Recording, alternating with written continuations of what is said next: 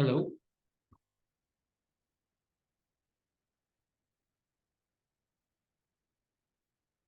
Hello. Just 1 second. Yeah, I just wanted to check you're able to hear me. Just 1 second. We'll have to start the 1 second. 8434125. 8434125. 4761.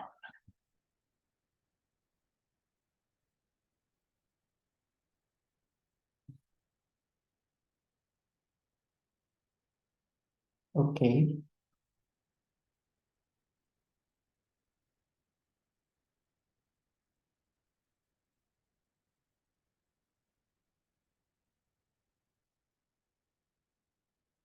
Okay.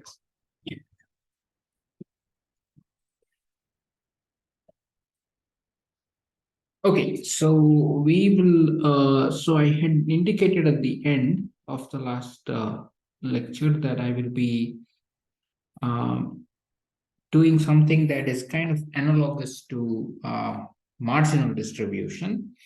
So the idea is the following. So,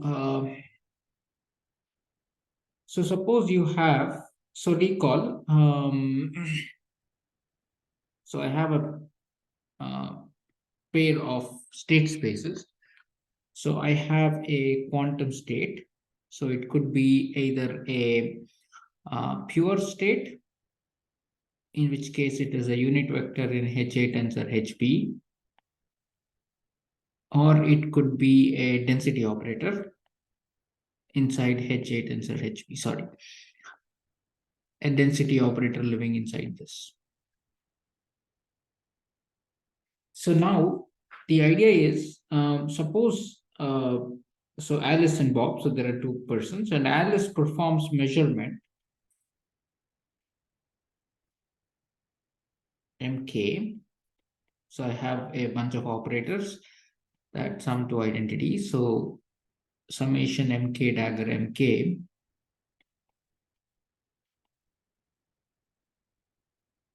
So when Alice, so this is a two component state. So when Alice performs the measurement, she wants to get the statistics of the outcome, but you never know what the state is part of, right? So you want to get a local description of the state. So it's like this. Suppose I have a pair of registers, okay, and the state of the register is x comma y, or it could be a joint distribution pxy. So in other words, the data in that pair of registers is distributed according to pxy, or it could be the pair x comma y. Now, if you are looking at a particular function that goes from x to z, right, to evaluate what happens after you operate this function, you don't need the value of y, right? So there is a local description of x, right? If it is a perfect state, you have the element of the set x as the perfect description of x. Otherwise, you have something called a marginal. What is the marginal? So marginal is essentially this.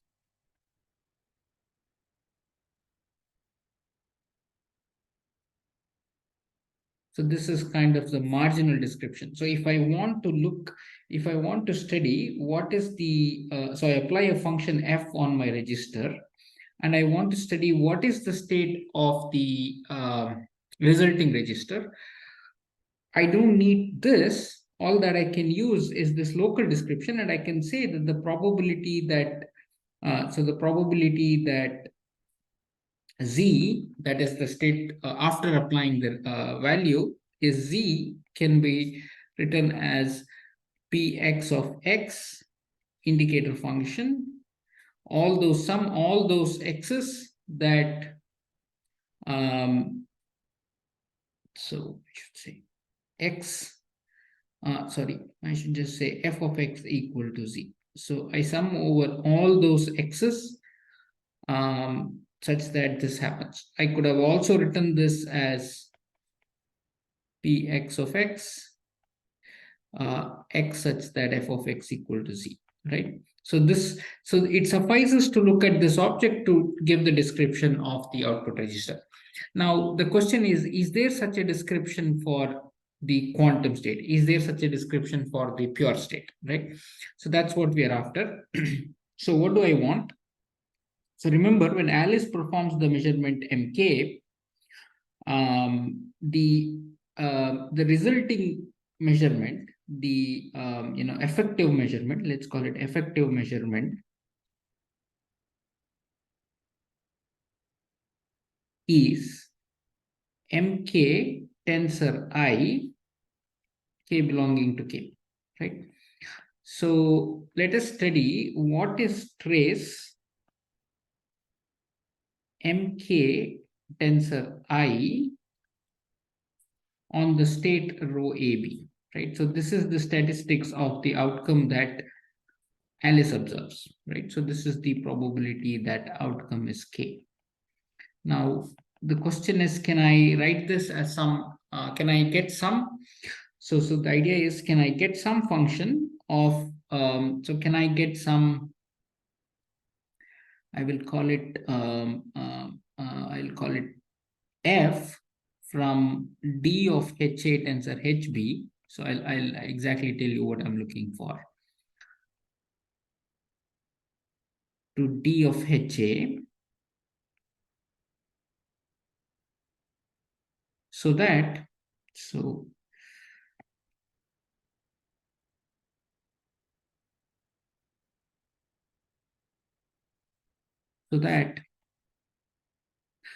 when I look at the trace of MK tensor I rho AB,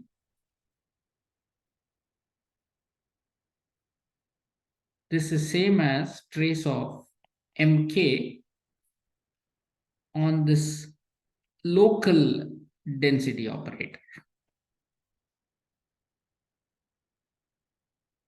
And this is kind of what it is, right? Because this is like your marginal distribution. So what is a marginal distribution? It is kind of a map. Marginal distribution can be looked at as a map from all x cross y to d of x, right? So that's exactly what I'm looking for. So, so is the motivation clear? I'm looking for a map f. I'm looking for a map f so that I have this, no matter what rho AB I have, no matter what measurement I have, okay? So I'm going towards that. So we know, so any operator, right? Rho AB, remember what was our collection of operators operating on the tensor space. So any operator, remember any operator is of the form lambda ij ai tensor pj, right? So suppose my rho AB is I j, no, I mean I'll use k and l. K and l, lambda k l, ak tensor bl. Okay. Can always write it like this. A very simple thing if you want is you can always write it as, okay, so I'm not going to go into this. It's very, you can always write something like this. The representations could be different, but you could always write it. So let's look at this. So trace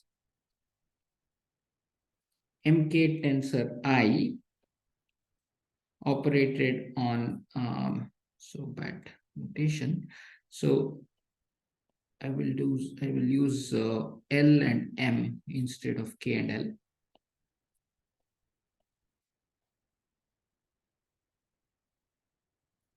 So I'm looking at something like this: L, M, lambda L, M, A, L, tensor B, M, MK dagger, tensor I. Okay. Now this is straightforward. So I can write it as LM, lambda LM. Trace is linear, I'm using that.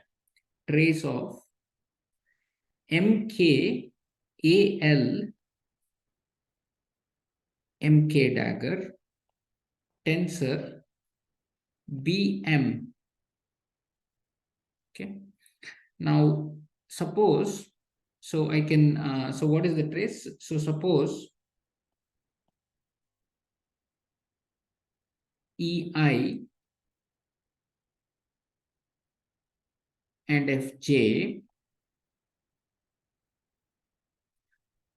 are O and B. Okay, so this is sitting inside HA, this is sitting inside HB or O and B. Then I know from the previous class that I know that this is A and O and B.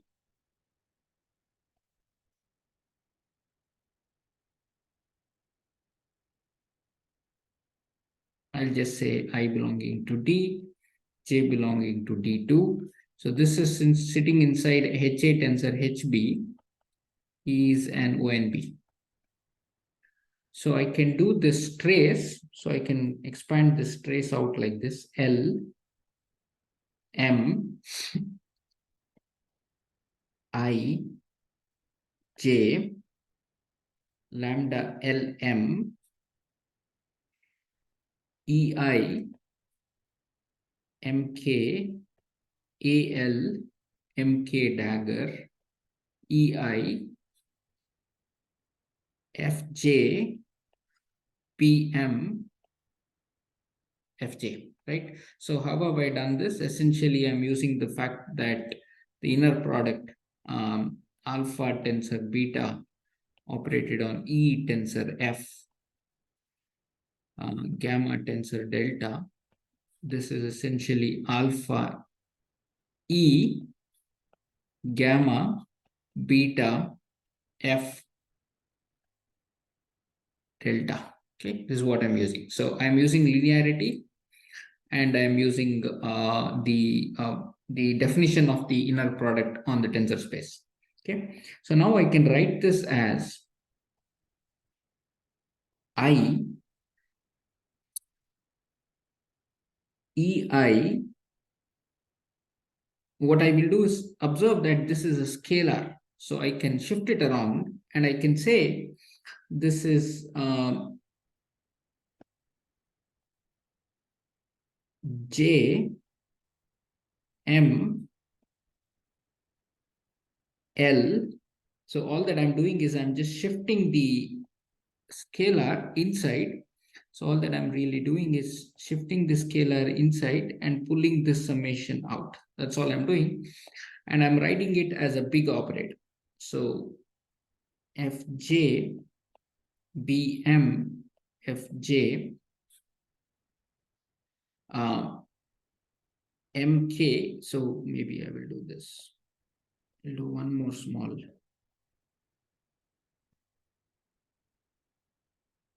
Well, no, actually, it's right. So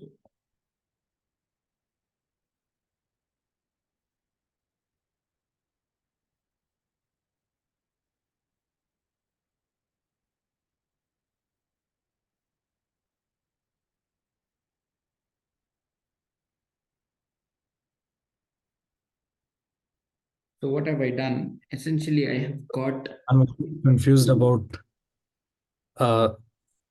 what, like how the calculation that we're doing corresponds to the quantum setting of the original situation you mentioned. Yeah. So see, this is our state AB, row AB, right? This is our state row AB.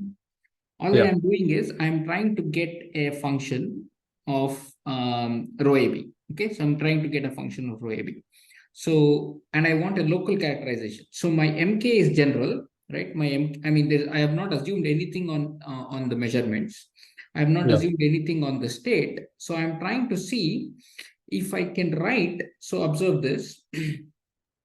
Okay, so observe this. I want to write trace of this as a trace on just the state A. Okay, so I want to, so what is this? So I'll explain. So why do we care about the trace in particular?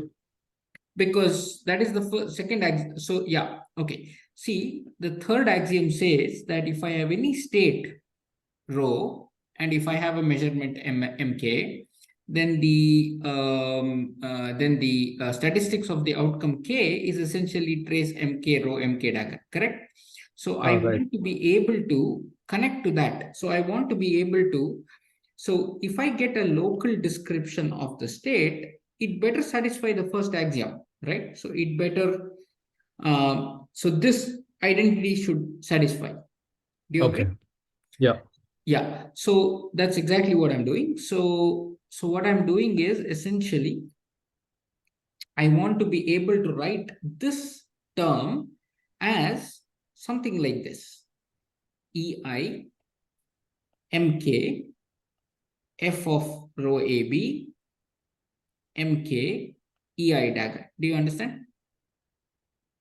Because So this is the trace of MK of something yeah. rho AB, correct? Yeah. So what I'm trying to do is to sieve out that term from this algebra. You see? Okay. Yeah, that's exactly what I'm doing. Okay, thank you for that question. So so consider, so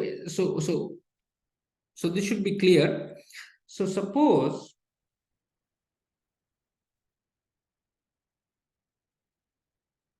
I'll go one more step and I will say, can I say this is I EI J M L M K lambda LM. Um, so maybe I should do this.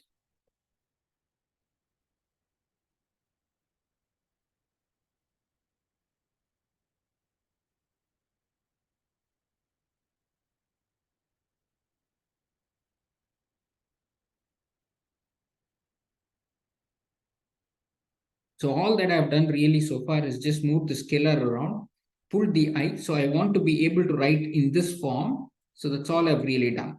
And I've got the measurement operators out.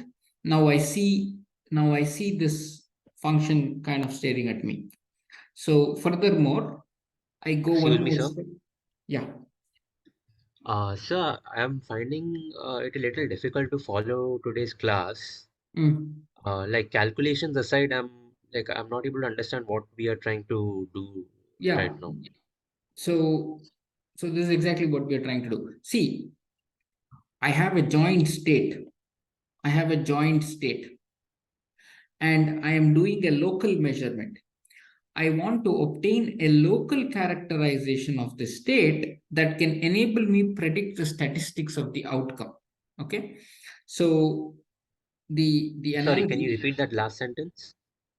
I want to get a local description of the state that enables me predict the statistics of the outcome. See, okay, I'll explain. See, we have a state, we have a joint state rho AB. So this is a pair of particles, right? I mean, you can think of your mind in your mind as a pair of particles. They may be entangled, they may not be entangled. I am trying to do a measurement on this, okay? And I am going to get a measurement outcome K. So I know, suppose I have a local, suppose I have, suppose I know the state of the first, so this is the eighth component. Suppose I know that the state of the eighth component is sigma, then I know that the outcome probability is mk sigma mk dagger. Now, given this rho AB, I am trying to obtain a local characterization of the state. That is, so what kind of, if together we have so much, our object is characterized as this way together, what is the individual characterization of the state? Remember, so why I'm doing this, remember in the previous lecture, we observed that if I have this entangled state, then it doesn't have any local characterization, correct? In the previous lecture, I don't know whether you were there or you were not there. So if I take this state, I cannot write this as ket u tensor ket v. I cannot. So that means you ask the question, what is the local characterization of the state? So is there something that I can sieve out of the state which I can use to obtain the statistics of a local measurement? That's exactly what I'm asking. And so if I tell you that the joint distribution of a pair of registers is pxy, and you make a particular operation f on the first register, on the x register, then you can obtain what is called a marginal, and you do not need to know this joint distribution. Using this marginal, you can obtain the statistics of the outcome of the register after applying f. Is that clear? No, Okay, I didn't not clear. understand the last sentence. See, suppose I have a pair of registers. I tell you that the joint distribution is pxy, okay? And I apply a function f on the first register. This is a function I apply. And I ask you, what is the state of the first register after applying this function? Okay. If you want to compute that, you do not need this pxy. There is something called a marginal of pxy, which is this, that I can use to compute the statistics of the outcome, right? So this is a function. This is a function of my joint distribution that enables me obtain the statistics of the outcome. So it's a local operation. I don't need the distribution of the joint system. Do you agree? Yes, sir. It makes sense. Does it make sense? Okay. So similarly, now I have a joint state. I have a pair of particles. Okay. And so only one person is making the measurement. That is similar to applying this function f, right? And I told you that in quantum, there is no local characterization. So as I said, in the classical case, right? Suppose I tell you that the joint state is x comma y, you discard y and you say the state of the x register is x, and I'm just going to apply f of x, and this is the state of the outcome register. But it turns out that is not available in such a when the state is it's a quantum state. So there is no local characterization. There are states that you can put the pair of systems into such that each fellow doesn't have a local description per se, right? I want to be able to get at least that description that enables me compute the statistics of a measurement on the local state. That's exactly what I want to do. So what I want to do, I want to obtain some function d of HA tensor HB, some function, some map, right? So that when I have a measurement mk and I make this measurement on the first system, then if I think of the joint state, my statistics, the statistics of my outcome, I would estimate it to be this. But if I have got my function correctly, then I should be able to estimate it this way too. Do you agree?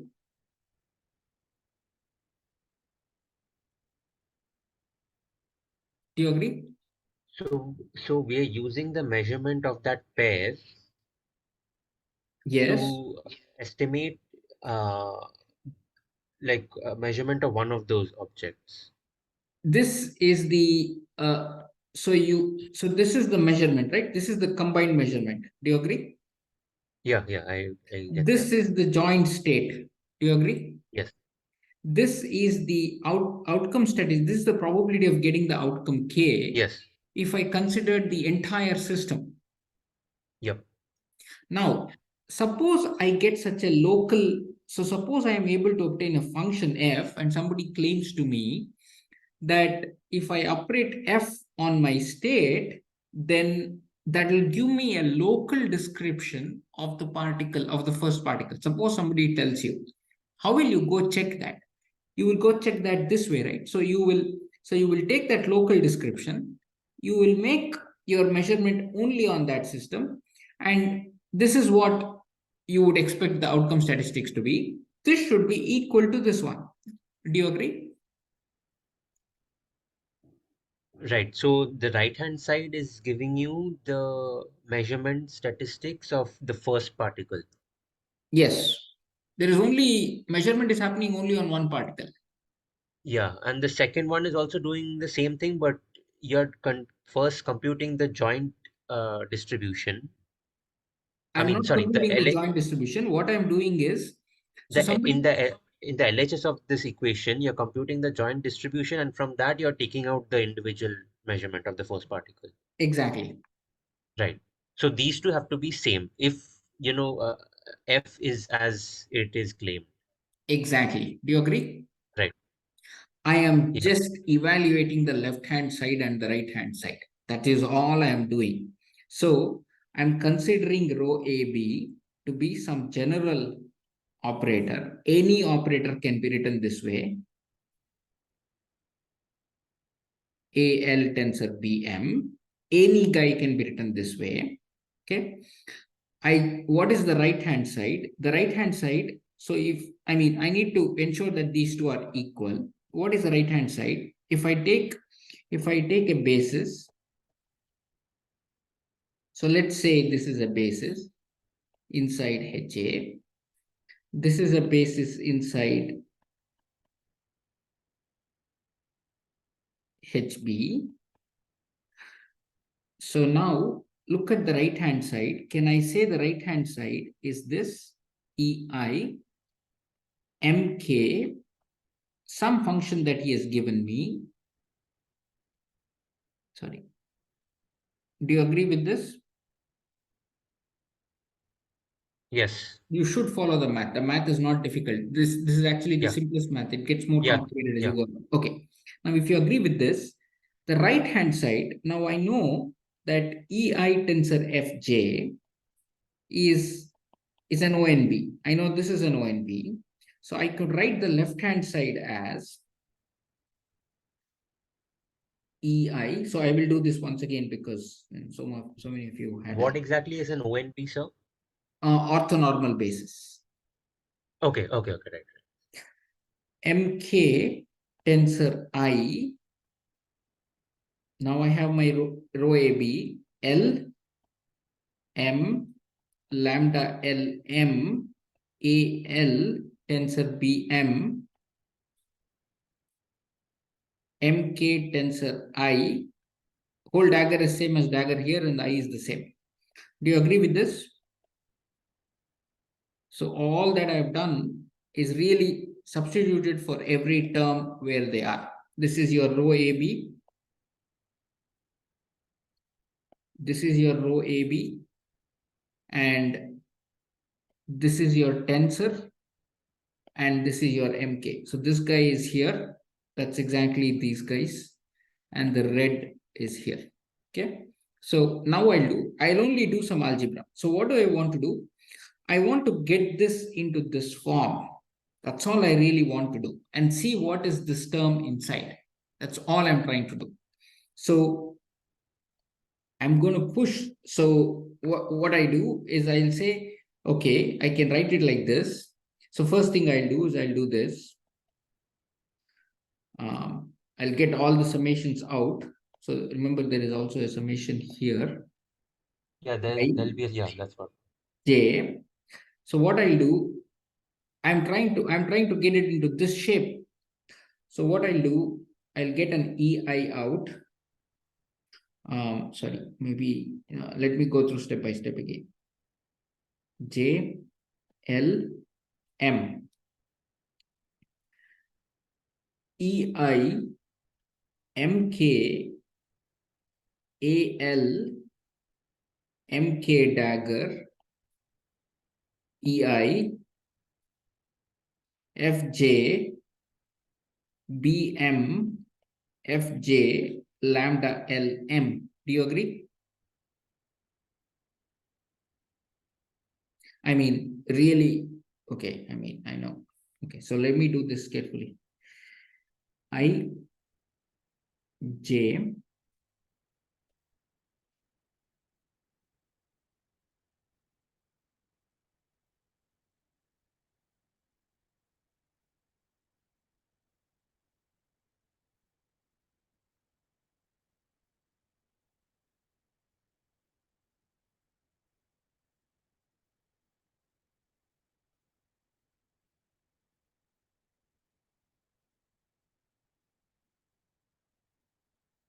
Okay, all that I've done is I have used the fact that this times this, I can pull these operators together and I can pull these operators together. That's all I've done. So I have I'm taken the MK with the AL and the MK dagger, I with the BM with the I. That's all I've done. So this can be written as I L M lambda LM EI MK AL MK dagger EI FJ BM FJ. Okay, so I have split this inner product. So there is one term here. So this is exactly what I wrote here. If you observe, I'm using this fact. I'm using this fact. And I've operated, I'm using this fact. So A operates on E with the gamma, beta operates on F with a delta. So A operates on E with the gamma, beta operates on F with the delta. I have just applied that linearly multiple times. So here my EI operates on this guy with an EI and FJ operates on this guy with an FJ. Okay, that's all I've done. Just algebra. If you go and look back at it, you will see it after. So this I can write it as, now remember, I want to get it into this form. I want to get it into this form. So MK must be sitting out and there must be an F of AB sitting inside, right? So I do that. Essentially, you will see, I mean, this you'll have to again verify yourself. And you'll have to just kind of stare at it and realize that this is correct.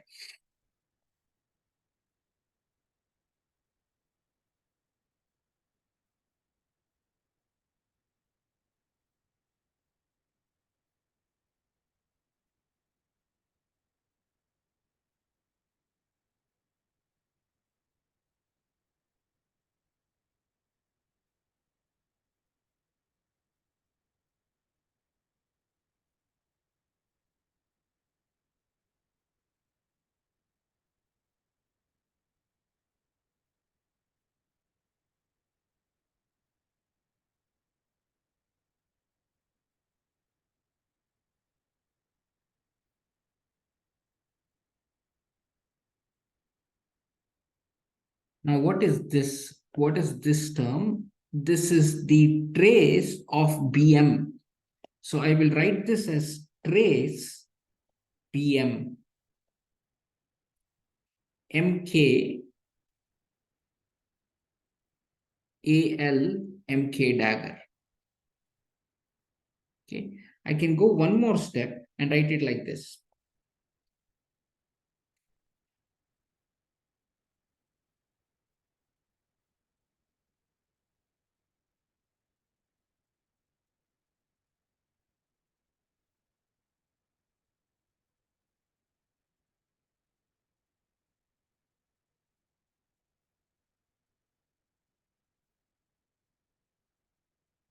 See, as long as I don't, as long as I keep moving the scalars and not change the order of the operators, then the expression is correct. That's all I have done. So whatever was the trace, so essentially I have, you started from here and you pushed the J inside and you got the trace of BM, you made that a scalar and you pushed it out and you connected it with this. That's all, that's really all that I have done. So this I claim is the function of rho AB. Okay, so that gives me a definition. So I'll make a definition. The partial, suppose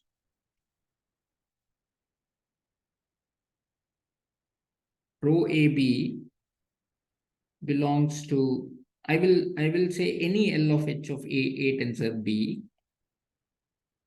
any operator is given by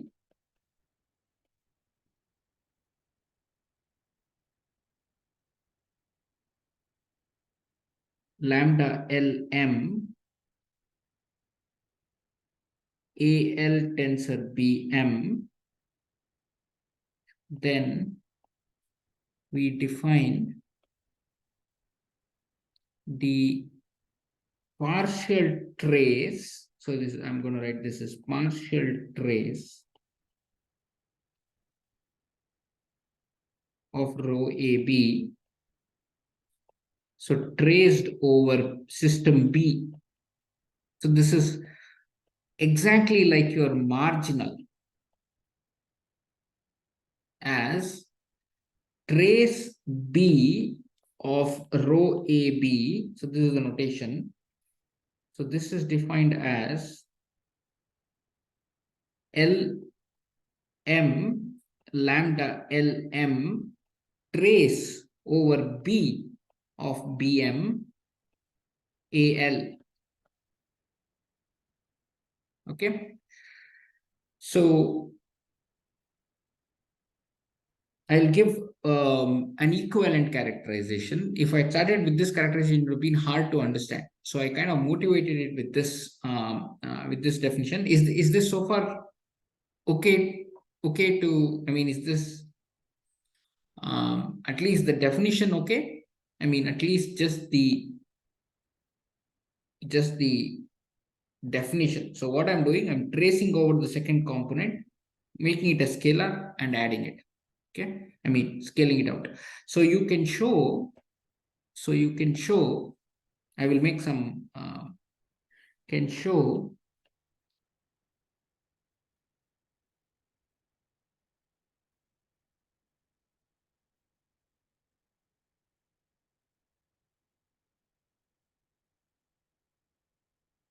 is a measurement on system A, then trace of MK tensor I row AB, MK dagger tensor I is same as trace over A. You've already traced out on the system B. Okay. So traced over A, MK trace B of row AB, MK dagger. Okay.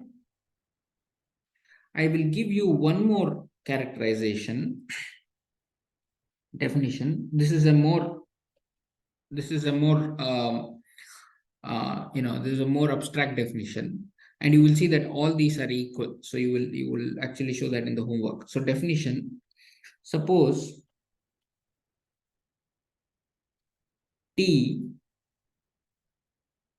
is an operator in HA tensor HB. Okay. Suppose I say, okay, maybe I'll give it as just a lemma statement or a theorem statement, proposition. I'll just say proposition. Suppose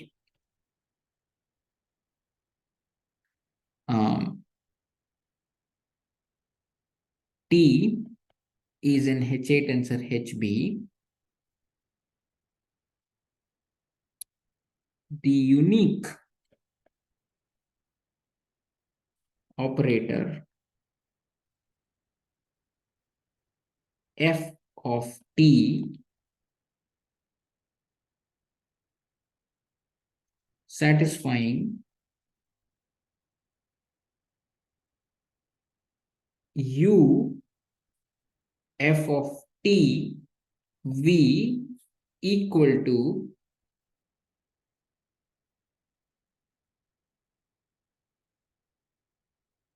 U tensor FL. So I'll explain this.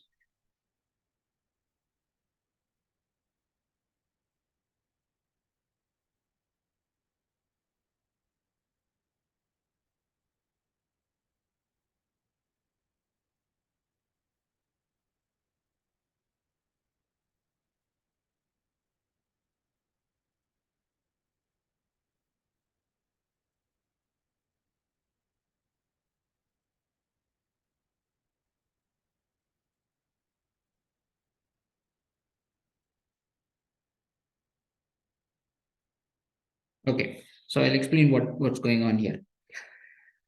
See, suppose you take an operator in the tensor product space. So you're taking an operator operating on HA tensor HB. Okay. I am looking for a unique operator f of t. So f of t is now on just the A space. Okay. So I'm looking for an operator in the smaller space that is a function of t such that now if I take, so I've not fully written everything. So if I take satisfying this and any u v inside HA. So I'll explain. So suppose I take vectors u and v inside HA. Okay. I want this inner product to be the same as this inner product. So essentially, you see, I'm actually kind of partial tracing out on the second component. So it turns out that the partial trace is the unique operator that satisfies this. And you should understand why this is the case. The reason is, so if I take a measurement, right, suppose my measurement M is say, so suppose my measurement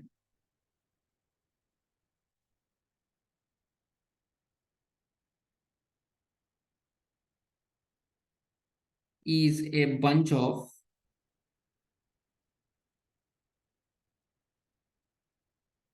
orthonormal projectors, rank 1 projectors,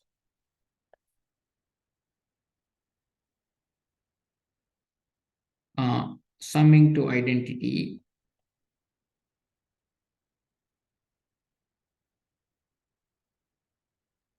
then the above identity is saying EK f of rho AB EK is same as EK tensor FL rho AB EK tensor FL. L. And this guy is essentially the trace of MK f of rho AB MK dagger. And this guy on the right hand side is essentially trace of MK tensor I operated on rho AB MK tensor I. So you see that essentially this proposition is stating it in the most simple form. So this proposition is exactly saying the above statement I proved when my measurement operators are projective, orthonormal projective, or measurement. So you essentially kind of use this proposition and you show that this is indeed the local characterization of the state. Okay, so stare at this a little bit and it'll become evident. Questions?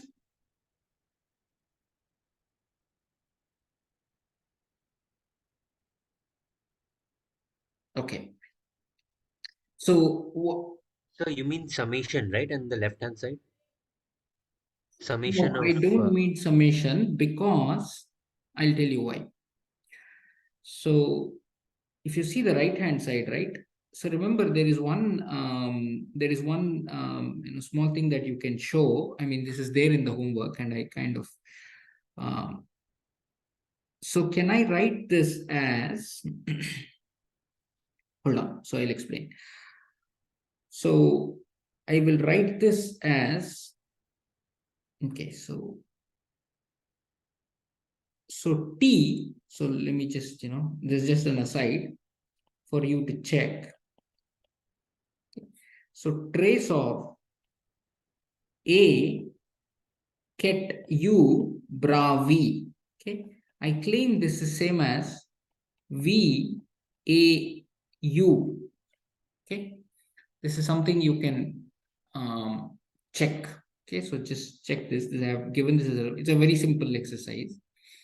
So this guy, right? So I can write this as, so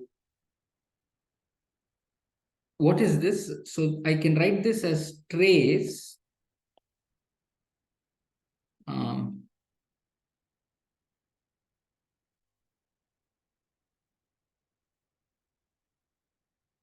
so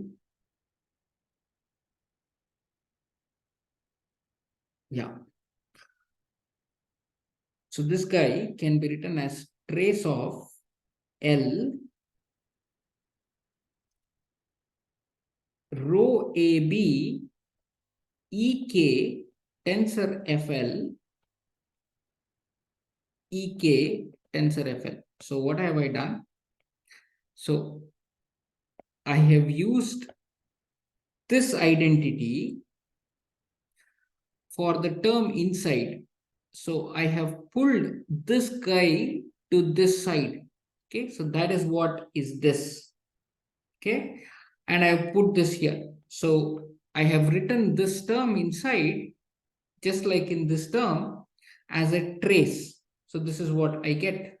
Okay, now what is this? So trace is linear. So I can say this is rho AB L EK tensor FL EK tensor FL. Okay, so when I am taking an orthonormal basis, if I take any orthonormal basis and if I look at this, it is the identity. So this is trace rho AB EK tensor EK tensor IB. Okay, so what is my MK? Remember I told you my MK is this. So I am writing this as trace rho AB MK tensor IB. Okay, now I know, so I know MK. So what is MK? MK is EK, right? So MK tensor IB, I can write it as MK tensor IB times MK tensor IB. This is a projector, it's idempotent. So that means I can write this as trace rho AB MK tensor IB times MK tensor IB. Now I can use the cyclicity of the trace and say this is trace MK tensor IB rho AB MK tensor IB. So you see, that's exactly what I wrote here. So I essentially showed that the right hand side is indeed equal to this and the left hand side is indeed equal to this. Because again, you use the same thing and get to this point. Do you agree? Yes, sir. I got it. Okay. So that defines what is a partial trace. So I will do a couple of examples.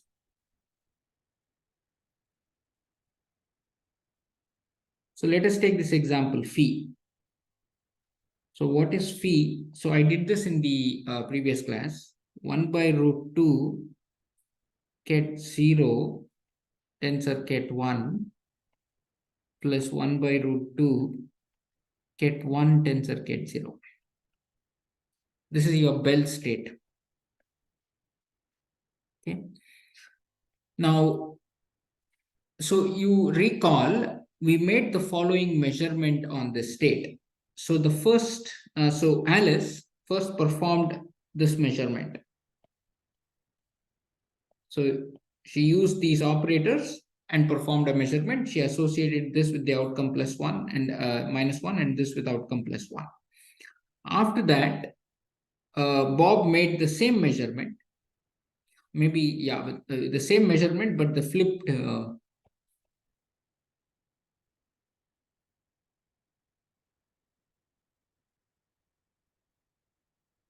with the flipped outcomes. Okay, and we calculated the probabilities. If you observed, if you went back to that calculation, the first probability you got, so we did, the hard way. So we said, let us take these operators. So this is our measurement. These are our measurement operators. Let us compute the probability of getting the outcome -1, and what is the probability of getting outcome +1. And we saw that this probability was half and this probability was half. Now, once we observed the outcome -1, it was deterministic that the second outcome was -1. And once, if we observed the outcome +1, it was deterministic that the second outcome was +1. You can go and check this. So now what we will do, so here what did we do? We computed the statistics, assuming that we were making this joint measurement on the joint state. I mean this full measurement on the joint state. Now that we have this notion of partial trace, can I just look at this local measurement and the local description and obtain the statistics? Okay, is the question clear? So can I obtain a local, can I obtain the same statistics as I got before and using the local description, and in the process understand what is the local characterization of the state? Is that clear? So how many of you are a little bit lost? Feel free to raise your hands. This is, it takes a little bit of getting used to. I mean, the algebra is slightly involved, but I'm trying to do two things. One is, first try and explain what is the notion of a partial trace. So essentially, we are trying to obtain the local characterization of a state. There is algebra involved, and I'm trying to give an alternate definition, because one might ask that, see, this this definition, if you observe, this definition depends on the representation. So you can ask me, I can get a different representation. Will I get a different partial trace, right? To overcome that question, I gave an alternate characterization. This is an alternate characterization. What it says is that there is a unique operator f of t, so that if I look at f of t and I do the inner product with any, so essentially this f of t is such that it preserves the local inner product. So look at this. This is a local inner product, and this is the partial. I mean, this is the thing you would had if you had an identity at the second operator. So this gives you a representation invariant description for the partial trace. So because this is representation dependent, so you could change this and you can ask me, is it a valid definition? Is it well defined? And this proposition says it is well defined. That's the first step I went. And then I kind of gave you, how should you relate to this? And I'm trying to tell you that this is indeed the same statement as we made before. If you plug in these operators, you will see you will be able to recover the previous thing. Now I'm trying to run out an example to show that whatever statistics we got earlier on, you can recover that same statistics now with the local description.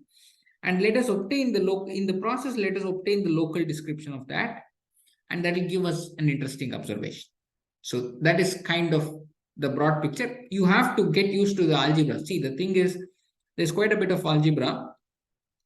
And initially it'll look hard, but over time you will kind of get used to it. So how many of you want me to again go back and say something? If you want, just raise your hand. Otherwise, if nobody raises your hand, I'll assume that all of this you can handle with a little bit of you'll have to work things out on paper so that you get comfortable. But otherwise, if there is any specific doubt, please ask me. I will go back and explain. but otherwise I'll go on and find the local description of this guy and show that that meets the same statistics as we had got.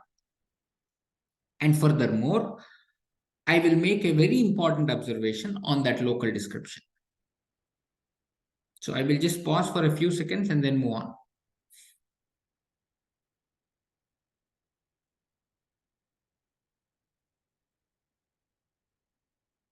Okay.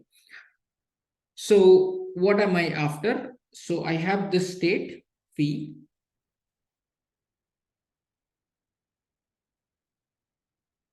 I'm going to write it like this. So this essentially means get 0 tensor get 1. Maybe I'll write it down. So what I'll do, I will look at the rank 1 operator corresponding to this. Remember, I told you when I was doing the density operator that if my state, so I kind of mentioned this and I will state this once again. See, in the classical world, if I know the state perfectly, it takes a value in the set, right? If I don't know it perfectly, I characterize it through a distribution. Similarly, in the quantum world, if I know the state perfectly, it is characterized through a unit vector. If I don't know the state perfectly, it is characterized through a density operator. What is this? This is a positive semi-definite operator with trace 1, right? This is what a density operator, similar to a px. I can also write x as a distribution delta x, right? So I can write this as p. So I can write this as a distribution, but such that p. So if it is x naught, px is delta x equal to x naught. So when x equal to x naught, it is 1. Otherwise, it is 0. This is the density operator. I mean, this is the probability mass function characterization of a deterministic, classical register. Similarly, what is the density operator characterization of a pure state? So a pure state is phi. What is the density operator characterization? It is the rank 1 operator projecting on that state. I mean, it's just the rank 1 operator, ket phi bra phi. Okay, so you can check that ket phi bra phi is equal to so get phi bra phi is a positive semi-definite operator. You can also check that this is identity, so it is indeed a valid. It's equal to 1, so it is indeed a valid density operator. You can also check all that we did so far. Like for example, you can check that if I have a measurement operator mk, right? Recall what is the probability of getting the outcome k. It is this, right? This I can write it as the inner product of mk phi with itself. Now this I can write it as, so there is this identity that you should always keep in mind. Trace of A U V is same as V A U. Okay, so that's exactly what I'll do. So I will say this is trace of, I will pull this guy to the right. Okay, so this is going to be MK dagger, MK ket phi bra phi. Okay, now I use cyclicity of the trace. I use cyclicity of the trace. So trace AB is trace BA. So I push this guy here. Okay, so I'm going to get trace MK phi MK dagger. So this tells you that the density operator corresponding to a pure state is the unit vector phi. Okay, Why am I doing all this? Because I want to obtain the density operator corresponding to this pure state, and I want to marginalize that. That is, partial trace it out to figure out what is the first component of the state. Okay. So let's look at phi. So phi. So I look at the rank 1 operator, ket phi bra phi. So this is 1 by 2. So I'm going to just write this down, and then I will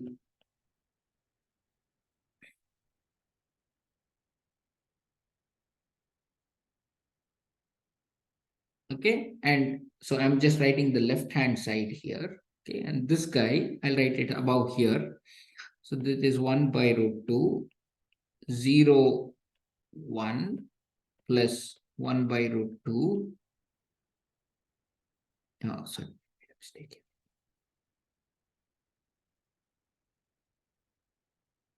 So I'm just writing the operator corresponding to that thing, writing the bra of this thing. Okay, so that is that. So what is this? So 1 by root 2, 0, 0, tensor 1, 1 plus 1 by root 2, 1, 0, 1. So I'm looking at the second term. Okay. So 1, 0 plus 1 by, so that all of them become 2. So this times this, sorry. So this times this, that is here. Okay. And then this times this is here. Okay, so I'll go that way.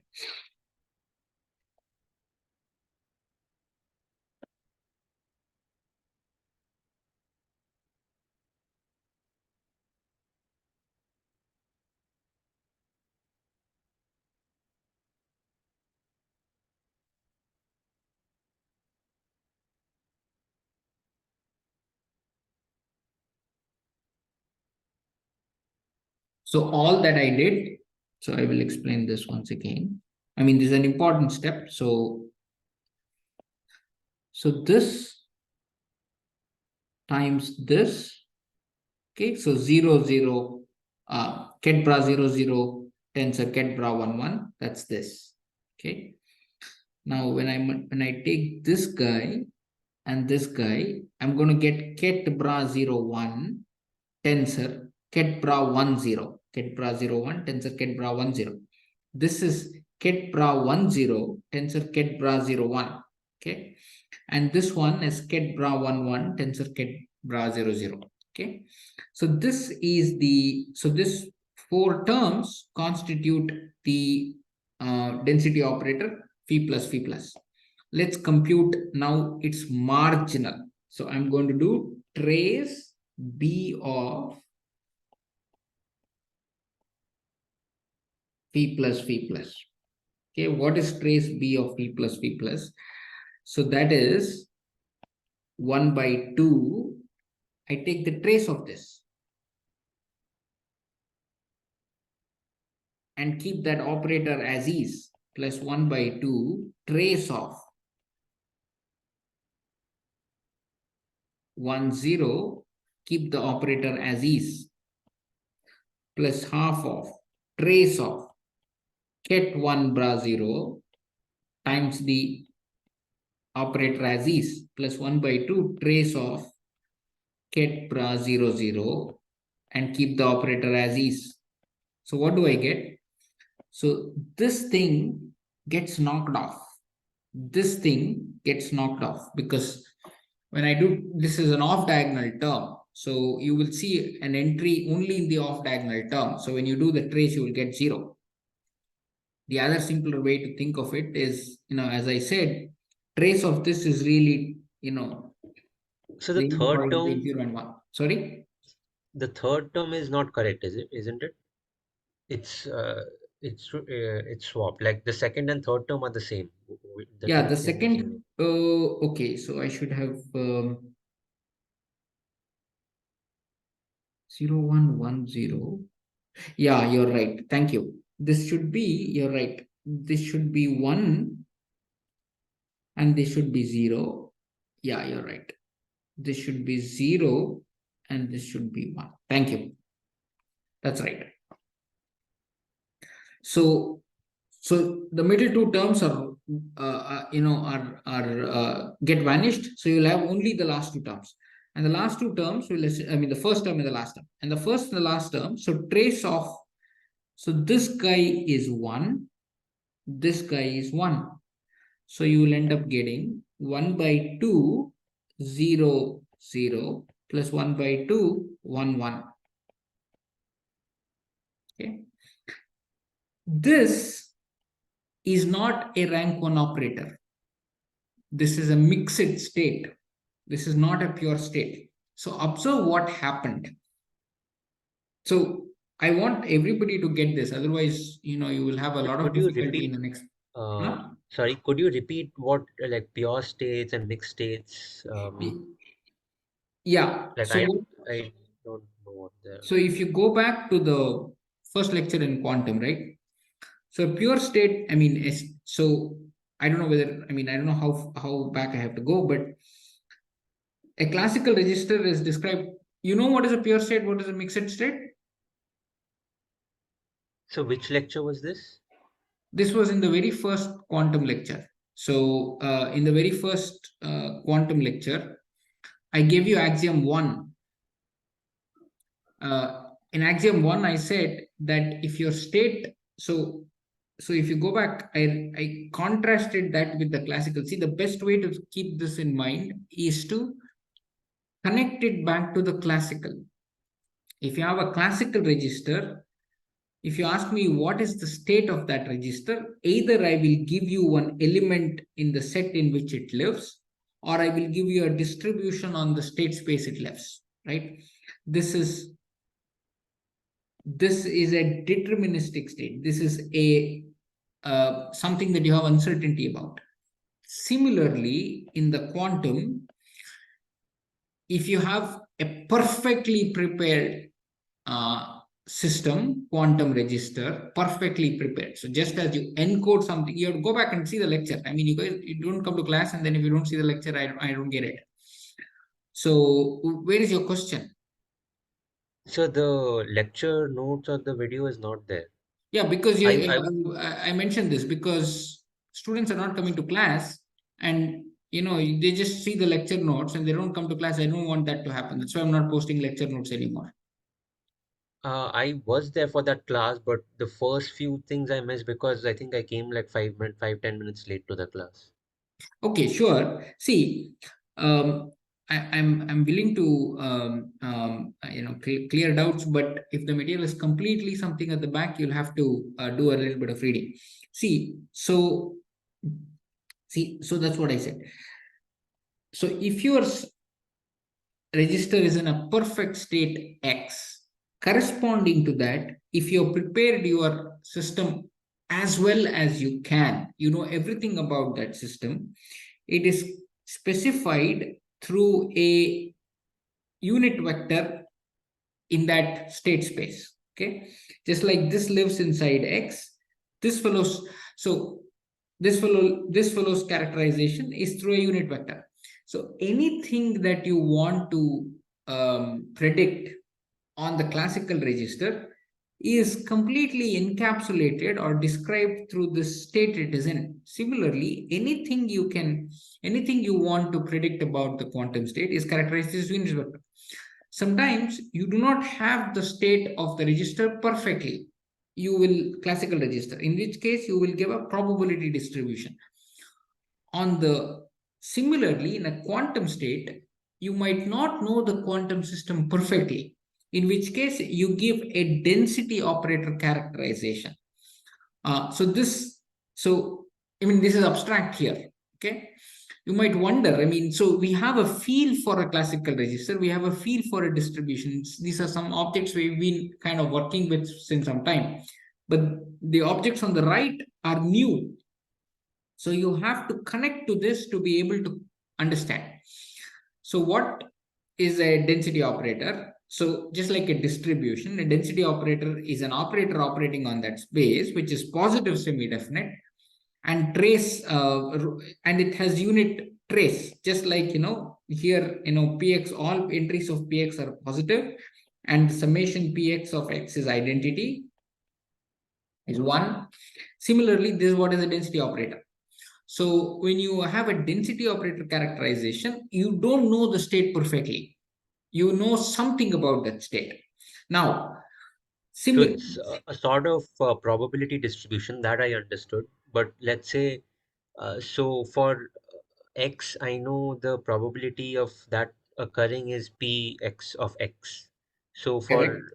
so what's the analog of that? Like, how do I compute the probability for uh, a state in terms of rho? What do In you terms of see? A state, yeah. So the question is, what operations can you make on the state, right? So yes, one operation that we can make is a measurement. And I have told you what a measurement yields. So if I make a measurement mk, right? If I make a measurement mk, then the probability that I get the outcome k is mk rho, mk dagger. This is the probability of getting outcome k. Okay. Wait, I'll explain your question. I understand what your question is, and you'll have to bear with me, and I'll explain.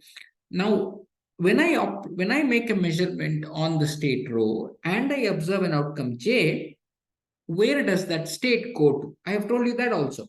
It goes to this state, mj rho mj dagger divided by trace mj rho mj dagger. So this is the state of the system after you do something. So similarly, on the left, what you should do, suppose I compute a particular function on this register. What is the state? It'll go to f of x, right? That f of x in some sense is this object here.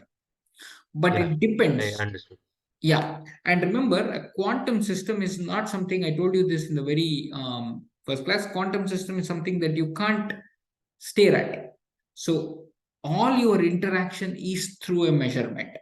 So now after you perform, so you have a state, somebody tells you your state is rho, you make a measurement, you get an outcome j, then your future is characterized through this description.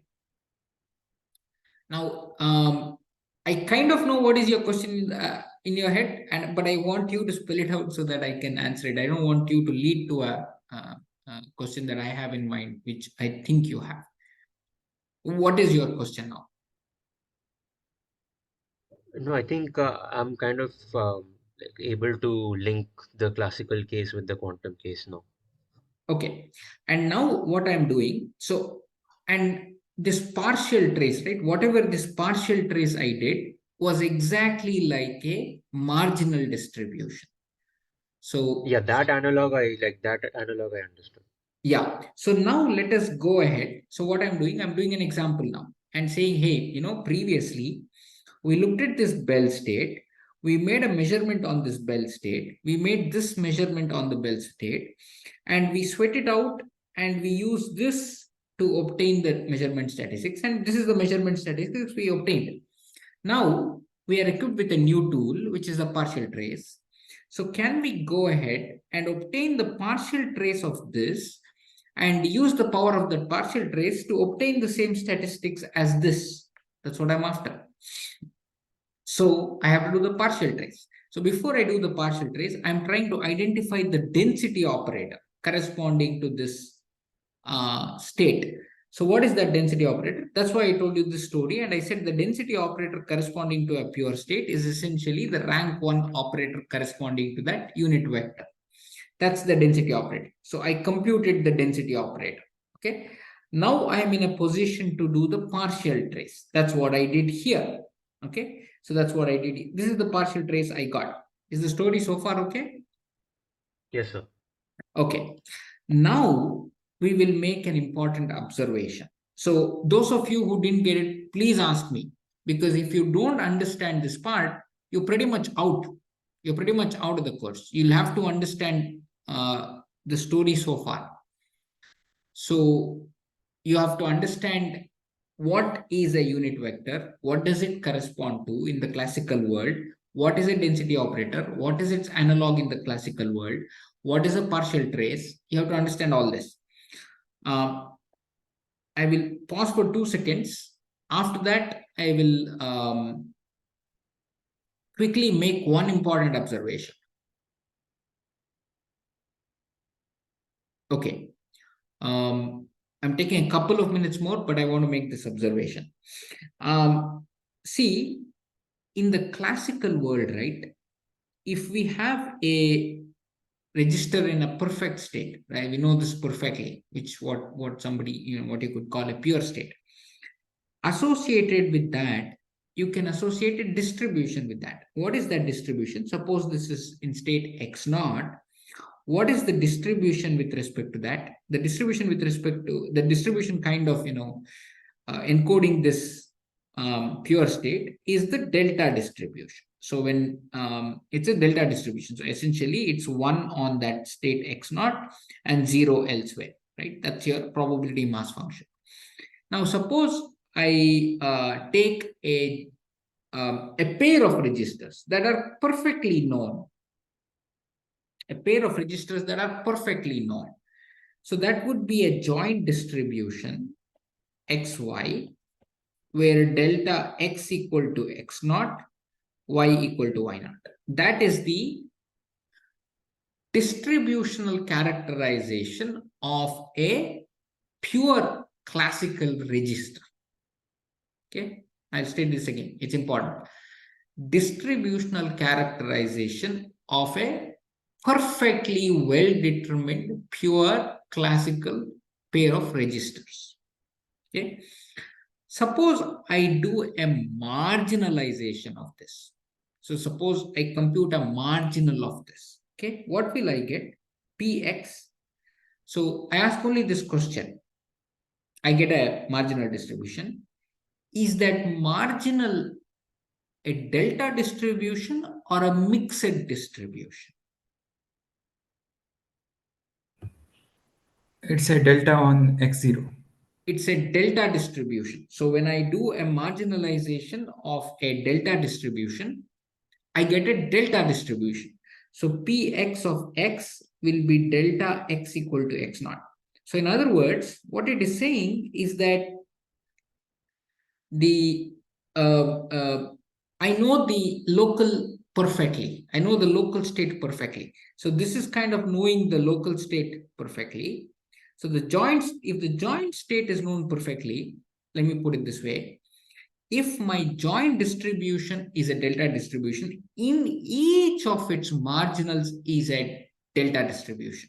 In other words, if I know the joint state perfectly, I know each of the states perfectly.